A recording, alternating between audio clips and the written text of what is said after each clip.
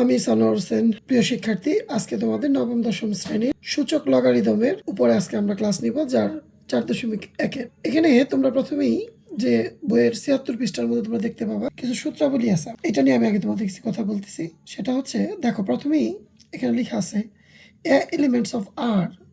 আমরা এখানে এলিমেন্টস বলতে কি বোঝায়? অন্তর্গত কার? আর এর। আর কাকে বোঝায়? বাস্তব সংখ্যার সেট। তো বাস্তব সংখ্যা কাকে বলে? যে আমরা যেগুলো মূলদ, অমূলদ, ঋণাত্মক, ধনাত্মক, ভগ্নাংশ যা আছে সকল কিছুই নিয়ে, অর্থাৎ এদেরকে আমরা বাস্তব সংখ্যার সেট বলি, যেগুলো আমাদের চিন্তা জগতের মধ্যে আছে। ওকে, তো এখানে দেখো এলিমেন্ট অফ আর মানে কি? অর্থাৎ এর যে মানগুলো আর এর মধ্যে আছে, এটা আমরা ভেবে লিখছি। আবার এখানে যখন আমরা সূত্র করবো তখন তোমরা দেখতে পাবা যে এম এবং এন, এই দুইটা অক্ষর আমাদের আসে। এটাও আমরা লিখছি এম এবং N, element of N. N হচ্ছে কি? স্বাভাবিক সংখ্যার সেট। অর্থাৎ এই স্মল এম এবং স্মল এন এর যে মানগুলো আছে, এগুলো আমাদের স্বাভাবিক সংখ্যার যে সেট এন দ্বারা আমরা প্রকাশ করি, ওইখানে এই মানগুলো থাকবে। অর্থাৎ স্মল এম এবং স্মল এন, ক্যাপিটাল এন, অর্থাৎ স্বাভাবিক সংখ্যার সেটের অন্তর্গত। ওকে, এবার আসো আমরা যে সূচক লগারিদম করতে গেলে আমাদের যে জিনিসটা সবচেয়ে বেশি লাগে, সেটা হচ্ছে যে সূচক বা ঘাত বা পাওয়ার বা বেস, ভিত্তি, এই বিষয়টা আমাদের বুঝতে হয়। আমি সংক্ষেপে এখানে লিখছি, দেখো, 2 to the power 3 অর্থাৎ 2³ এটা যদি আমরা বলি, এখানে 3 সংখ্যাটাকে কি বোঝাচ্ছে? এটাকে বোঝাচ্ছে সূচক, বা এটাকে আমরা বলতে পারি ঘাত, বা ইংরেজিতে বলতে পারি আমরা কি? পাওয়ার। আর নিচে যে সংখ্যাটা আছে 2, অর্থাৎ যার উপরে, ভিত্তিটার উপরে যেটা দাঁড়ানো, সেটাকে বলে সূচক বা ঘাত বা পাওয়ার। আর যেখানে যার উপরে সে দাঁড়ানো, সেটাকে বলা হয় বেস বা ভিত্তি। আমরা দুই সংখ্যাটাকে বলতে পারি বেস বা ভিত্তি। অর্থাৎ এই দুইটা সংখ্যা এবং অর্থাৎ আমাদের যে পাওয়ারটা থাকবে, এই পাওয়ার এবং বেস, এই দুটা বিষয় নিয়ে আমাদের এখানে মূলত আমরা কাজ করব। তো এইটা আমরা সূচনায় তোমাদের এটা দেখালাম। এবার আসো আমরা সূত্রাবলীর মধ্যে চলে যাই। দেখো, তোমাদের বইয়ে এভাবে ধারাবাহিক সূত্রাবলীগুলো আছে। জাস্ট আমি একটু তোমাদের দেখানোর জন্য এখানে নিয়ে আসছি। 1 নম্বর যে সূত্রটা তোমরা পাবা, সেটা হচ্ছে গুণের সূত্র। আমরা একটু আগে দেখছিলাম এটা কি বোঝায়? ভিত্তি বোঝায়। তাহলে এর উপরে কি আছে? এম। অর্থাৎ আমরা এটাকে এইভাবে পড়ি, A to the power M into A to the power N. অর্থাৎ ভিত্তি যদি এক জাতীয় থাকে এবং পাওয়ারটা যদি ভিন্ন ভিন্ন থাকে, তাহলে সেই ক্ষেত্রে সূত্র হচ্ছে কি? A to the power M plus N. তাহলে আমরা আবার অঙ্কের সুবিধার্থে এরকম থাকতে পারে, আমাদের করতে হইতে পারে যে A to the power M plus N, এটা থেকে আমরা এখানে আসতে পারি যে যোগ অবস্থায় থাকলে পাওয়ারগুলো কি হয়? গুণ হয়। তাহলে সেক্ষেত্রে কি হবে? A to the power M into A to the power N. এটা বইয়ের মধ্যে আছে, তোমরা জাস্ট আমি তোমাদের একটু দেখানোর জন্য, কারণ এই সূত্রগুলো আমাদের লাগবে আমরা 4.1-এর অঙ্কগুলো করতে গেলে। এবার আসো 2 নম্বর সূত্র দেখবে, এরকম দেওয়া আছে A to the power M by A to the power N. অর্থাৎ এখানে এই যে আমাদের যে টানটা দেওয়া আছে সরলরেখা, এটাকে বলে কি? ভাগ। অর্থাৎ A to the power M by A to the power N যদি ভাগ অবস্থায় থাকে এবং এম এর মানটা যদি বড় থাকে, তাহলে সেক্ষেত্রে সূত্র দাঁড়ায়, অর্থাৎ দুইটা বৃত্তি থেকে একটা বৃত্তি নিব এবং উপরে যে পাওয়ারটা থাকবে এবং নিচের পাওয়ারটা তার থেকে বিয়োগ হবে। অর্থাৎ A to the power M minus N. এটা কখন হবে? যখন এম এর মান বড় থাকবে। অনেক সময় আমাদের এমসিকিউতে এটা আসে, তোমরা এটা খুব খেয়াল করবে। দেখো, আমি পাশে লিখছি যে M greater than or equal N, অর্থাৎ এন থেকে এম এর মান বড় অথবা কি? সমান। এই ক্ষেত্রে সূত্র হবে A to the power M minus N. আবার ভাগের আরেকটা সূত্র আছে একই, দেখো, যে A to the power M বা এ টু দি পাওয়ার এন। এই ক্ষেত্রে কি? আমরা আগেরটার মধ্যে কি পাইছিলাম? যে এখানে এম এর মান বড় ছিল, আর এই ক্ষেত্রে কি আসবে? এন এর মান বড় থাকবে। তাহলে সূত্রটা কি দাঁড়ায়? 1 by A to the power N minus M, যখন এন গ্রেটার দেন এম, অর্থাৎ এম থেকে এন এর মান বড়, সেই ক্ষেত্রে আমাদের এই সূত্রটা হবে। এইবার আসো আমরা আরেকটা সূত্রে যাই, যেটাকে বলা হয় গুণফলের ঘাত। এইখানে দেখো ব্র্যাকেটের মধ্যে যে এ এবং বি দুটা সিম্বল যে আছে, আমরা এর প্রতীক বলতে পারি, অক্ষর বলতে পারি, বা রাশিও বলতে পারি, বা এটাকে আমরা ঘাত বলতে পারি। সরি, এটাকে আমরা কি বলতে পারি? যে উপরে যে ব্যান্ড, এটাকে ঘাত বলে, আর নিচেরটাকে বলা হয় কি? বৃত্তি। তাহলে এ বি গুণ অবস্থায় আছে এবং উপরে কি আছে?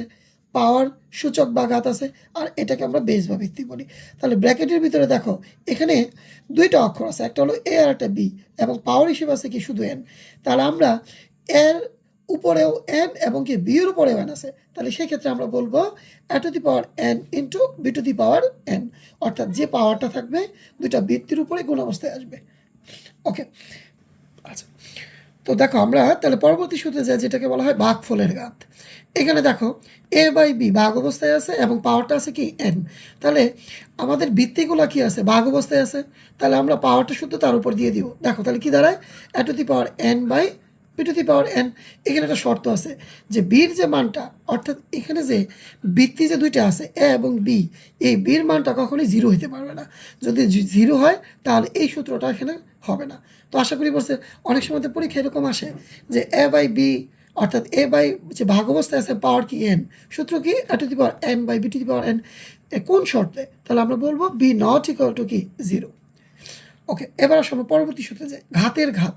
এখানে দেখো এটা কি অবস্থায় আছে, বৃত্তি, তো তার পাওয়ারটা কি আছে এম। আবার এই দুইটাকে যদি আমরা এ টু দি পাওয়ার এম রে সরাসরি বেস বলি, তাহলে বেসের উপরে অর্থাৎ কি আছে এবার পাওয়ার আছে। তাহলে এখানে এম আর তার উপরে আবার এন, যদি এমটা ঘাত হয় তাহলে এনটাও কি ঘাত, এজন্য বলছে কি মূলত ঘাতের ঘাত।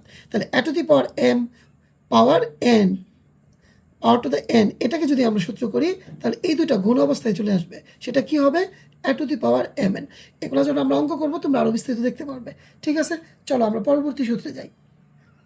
দেখবা এরকম একটা সূত্র আছে, A to the power X into A to the power Y. এখানে দেখো বৃত্তি এক জাতীয়, বাট পাওয়ারগুলো কি ভিন্ন ভিন্ন। অবশ্যই কি আছে, গুণ অবস্থায় আছে।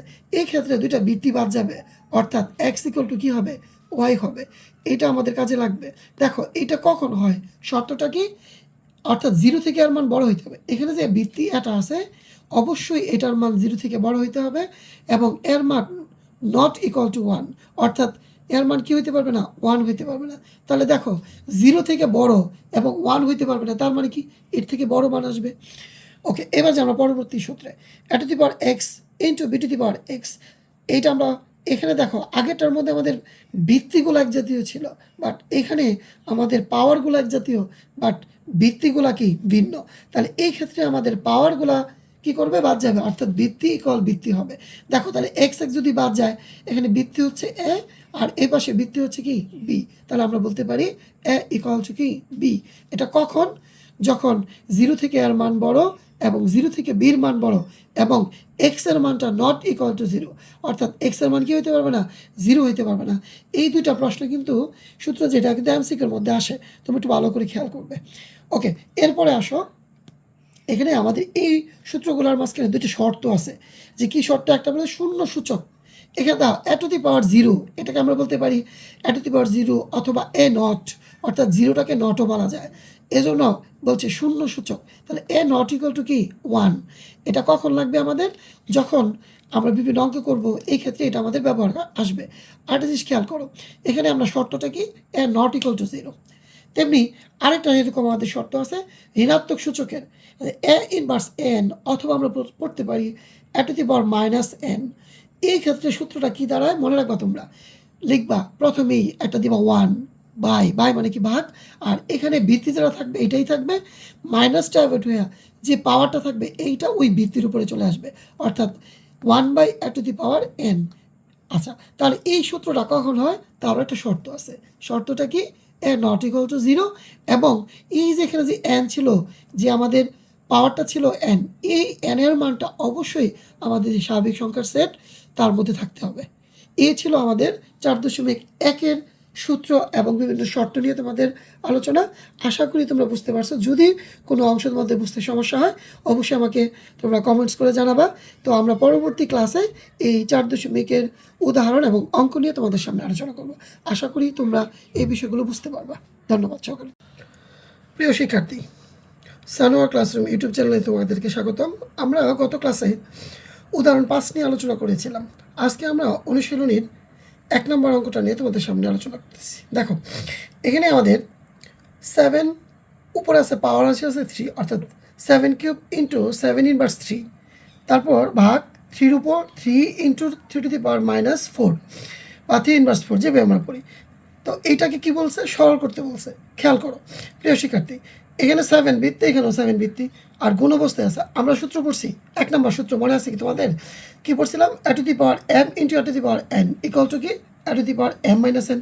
অর্থাৎ সূত্র এরকম, দেখো A to the power M into A to the power N, কী ছিল আমাদের, A to the power M plus N.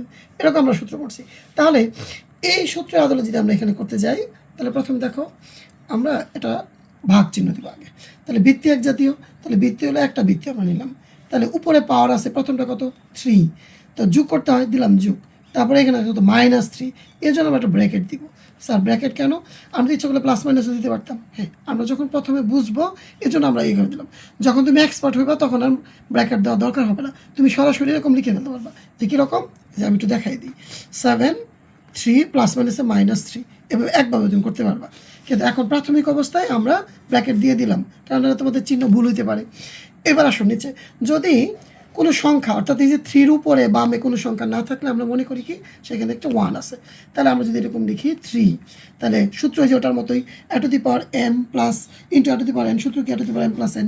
তাহলে আমরা এখানে লিখতে পারবো গুণ অবস্থায় যেহেতু একটা বৃত্তি নিলাম 1, সূত্র হচ্ছে কি প্লাস, এবং আমাদের এই 3-র উপর আছে কি -4, তাহলে আমরা এরকম যদি রাখি, তাহলে এখন দেখো, তাহলে বৃত্তি এক জাতীয় হলো, আমরা সূত্র প্রয়োগ করলাম। এখন আমরা আবার যদি লিখি 7, তাহলে 3, এই 3 ঠিক রাখলাম, প্লাসে মাইনাসে কি -3। এবার নিচে আসো, 3 এখানে দাও 1 ঠিক রাখলাম, তাহলে প্লাসে মাইনাসে কি মাইনাস, এখানে কত 4। তাহলে দেখো এখানে 7, 3 থেকে 3 যদি চলে যায় তাহলে থাকে কি 0, আর এই 1 থেকে 4 চলে গেলে থাকে কত -3। কেন -3? কারণ এক হচ্ছে প্লাসের, মাইনাস হচ্ছে 4, তাহলে যেটা যোগ বিয়োগ করলে চিহ্ন বড় তার চিহ্ন থাকে। ওকে, এবার আসুন আমরা যদি এটাকে লিখতে যাই, তাহলে 7 নট ঠিক রাখলাম, তাহলে দেখো 3 ইনভার্স 3, আমরা এরকম সূত্র পড়ছি, তোমাদের শর্ত মনে আছে কিনা, a মাইনাস অর্থাৎ a ইনভার্স 3 সূত্র ছিল কি 1/a two the power n। তাহলে এই সূত্রে আলো যদি আমরা এটা করতে যাই, তাহলে প্রথমেই 3 ইনভার্স 3, তাহলে প্রথম কি 1 দিলাম 1, এরপরে কি a বৃত্তি, তাহলে a বৃত্তির জায়গায় কি আছে 3 আছে, দিলাম 3, খেয়াল করে দেখো। আর n এর জায়গায় কি আছে, এখানে n এর জায়গায় 3 আছে, তাহলে আমরা কি লিখবো 3 লিখবো।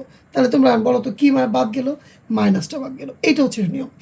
a ইনভার্স 3 মানে সরি a ইনভার্স n থেকে লিখবো আমরা কি 1/a two the power n। তাহলে এইটা সূত্রে আমাদের এটা দাঁড়াইছে যে দেখো 3 ইনভার্স 3 অর্থাৎ 1/3 টু দি পাওয়ার 3, তো এটা আমরা লিখলাম।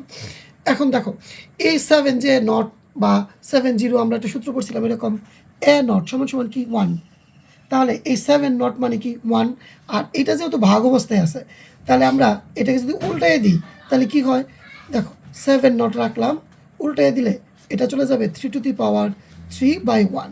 অর্থাৎ তোমরা মনে রাখবা ভাগকে যখন গুণ অবস্থায় নিতে হয় তখন লব চলে যায় হরের জায়গায়, হর এসে পড়ে কি লবের জায়গায়। তাহলে আমরা এটা কি করলাম, 3 টু দি পাওয়ার 3 চলে গেছে লবের ক্ষেত্রে, আর 1 এসে পড়ছে কি হরের ক্ষেত্রে।